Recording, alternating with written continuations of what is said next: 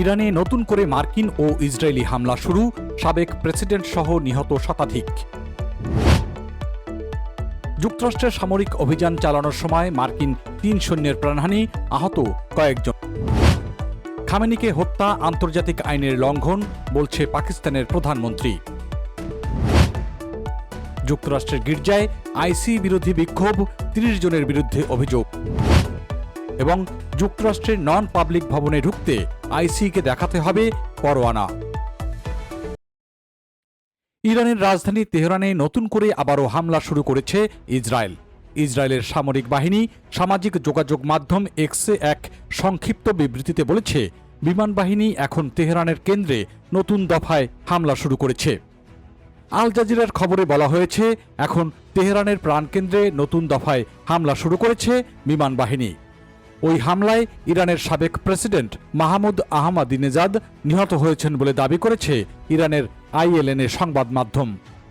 প্রতিবেদনে বলা হয়, তেহরানে তার বাসভবনে এক বিমান হামলায় ৬৯ বছর বয়সী আহমেদিনেজাদ ও তার দেহরক্ষী নিহত হয়েছেন।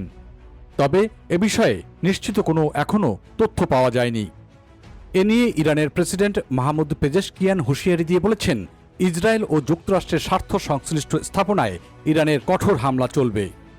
রোববার টেলিভিশনে দেওয়া এক বিবৃতিতে ইরানের প্রেসিডেন্ট পেজেশকিয়ান বলেছেন, আমরা আমাদের সর্বোচ্চ নেতার পদাঙ্ক অনুসরণ করে যাব। ইরানের সশস্ত্র বাহিনী কঠোর আঘাত হানতে থাকবে এবং শত্রুদের সামরিক ঘাঁটি ধ্বংস করতে থাকব। এদিকে মার্কিন সামরিক বাহিনী জানিয়েছে, ইরানের বিরুদ্ধে অভিযানের অংশ নিয়ে যুক্তরাষ্ট্রের সামরিক বাহিনীর ৩ সদস্য নিহত হয়েছেন। গুরুতর আহত হন আরও ৫ জন। ইউএস সেন্ট্রাল কমান্ডের এক বিবৃতিতে জানানো হয়, আরও কয়েকজন সদস্য ওই আঘাতে সামান্য আহত হয়েছেন। তাদের পুনরায় কাজে ফিরিয়ে আনার প্রক্রিয়া চলছে। ইরানের বিরুদ্ধে বড় ধরনের সামরিক অভিযান চলছে বলেও জানিয়েছে মার্কিন সরকার। যুক্তরাষ্ট্রের প্রেসিডেন্ট ডোনাল্ড ট্রাম্প দাবি করেছেন, ইরানে চলমান মার্কিন ইসরায়েলের অভিযানে এ পর্যন্ত দেশটির ৪৮ জন নেতা নিহত হয়েছেন। মার্কিন সংবাদ মাধ্যম ফক্স নিউজকে দেওয়া এক সাক্ষাৎকারে মার্কিন প্রেসিডেন্ট ডোনাল্ড ট্রাম্প আরও বলেছেন, আমাদের অর্জিত সাফল্য কেউ বিশ্বাস করতে পারছে না। এক আঘাতেই ৪৮ জন নেতা শেষ হয়ে গেছে। ইরানের সর্বোচ্চ নেতা আয়াতুল্লাহ আলী খামেনিকে হত্যার ঘটনাকে আন্তর্জাতিক আইনের লঙ্ঘন বলেছেন পাকিস্তানের প্রধানমন্ত্রী শেহবাজ শরীফ। সামাজিক যোগাযোগ মাধ্যমে দেওয়া এক বার্তায় তিনি লিখেছেন, খামেনির শাহাদাতকে শোক ও দুঃখের এ মুহূর্তে পাকিস্তানের জনগণ ইরানের জনগণের সঙ্গে একাত্মতা প্রকাশ করেছে এবং গভীর সমবেদনা জানাচ্ছে। তিনি বলেছেন, আন্তর্জাতিক আইনের নীতি লঙ্ঘনের ঘটনায় পাকিস্তান উদ্বেগ প্রকাশ করেছে। এছাড়া আয়াতুল্লাহ আলী খামেনিকে হত্যার প্রতিবাদে ভারতের জম্মু ও কাশ্মীরে শ্রীনগর, বুদগাম, বান্দিপোরা, অনন্তনাগ এবং পুলওয়ামায়ও হাজার হাজার মানুষ বিক্ষোভ করেছেন। ভারতের বিশিষ্ট শিয়া ধর্মগুরু মাওলানা ইয়াসুব আব্বাস এই হত্যাকাণ্ডকে বিশ্ব সম্প্রদায়ের জন্য অত্যন্ত দুর্ভাগ্যজনক বলে অভিহিত করেছেন। যুক্তরাষ্ট্রের মিনেসোটা অঙ্গরাজ্যের একটি গির্জায় জানুয়ারি মাসে অনুষ্ঠিত NTIC বিক্ষোভের ঘটনায় আরও ৩০ জনের বিরুদ্ধে অভিযোগ এনেছে বিচার বিভাগ। এর ফলে মামলায় অভিযুক্তের সংখ্যা বেড়ে দাঁড়িয়েছে ৩৯ জনে। এই মামলায় সাংবাদিক ও সাবেক CNN-এর একজন উপস্থাপকও রয়েছেন। যুক্তরাষ্ট্রের ডিপার্টমেন্ট অব জাস্টিস শুক্রবার মিনেসোটার ফেডারেল আদালতে সংশোধিত অভিযোগপত্র প্রকাশ করেছে। অ্যাটর্নি জেনারেল পাম বন্ডি সামাজিক যোগাযোগ মাধ্যমে জানিয়েছেন, নতুন অভিযুক্তদের মধ্যে ২৫ জনকে এরই মধ্যে গ্রেপ্তার করা হয়েছে।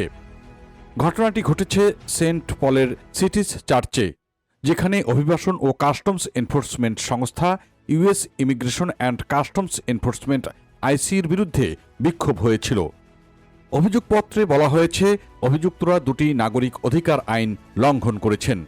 এর মধ্যে একটি হল ১৯৯৪ সালের federal freedom of access to clinic entrances act বা freedom of access to clinic entrances act, FACE act. এই আইনে উপাসনালয়ে ধর্মচর্চায় বাধা বা ভয়ভীতি প্রদর্শন নিষিদ্ধ। অন্য অভিযোগটি হচ্ছে গুরুতর অপরাধ হিসেবে বিবেচিত, যেখানে ধর্মীয় অধিকারে হস্তক্ষেপের ষড়যন্ত্রের কথা বলা হয়েছে।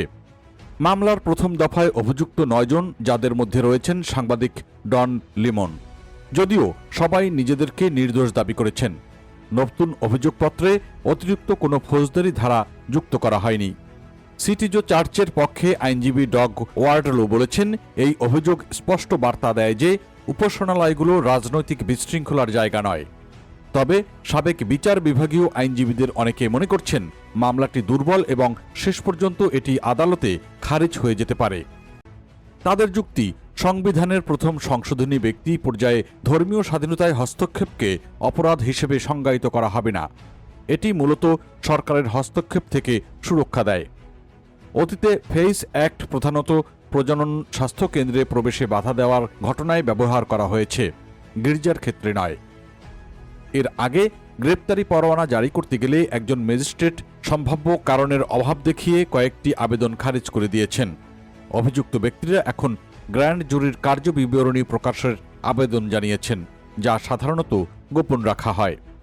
তাদের বক্তব্য, একাধিক বিচারক অভিযোগের প্রাথমিক ভিত্তি গ্রহণ না করলেও বিষয়টি গ্র্যান্ড জুরিতে নেওয়া হয়েছে, যা রাজনৈতিক প্রভাবের প্রশ্ন তুলতে পারে।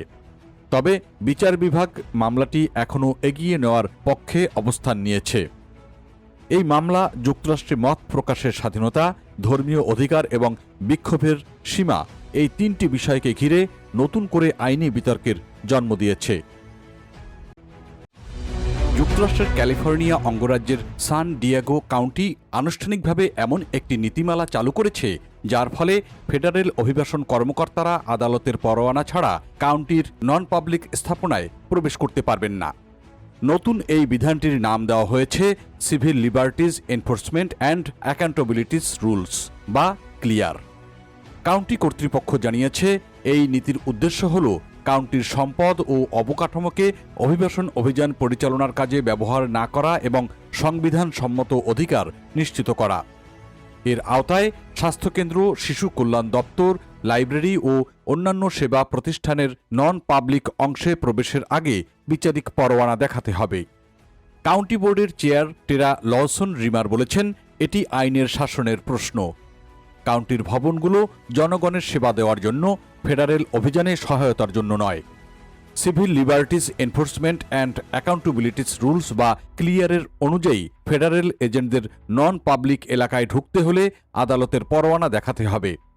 বাসিন্দাদেরও অধিকার রয়েছে ফেডারেল কর্মকর্তাদের সঙ্গে কথা বলতে অস্বীকৃতি জানানোর।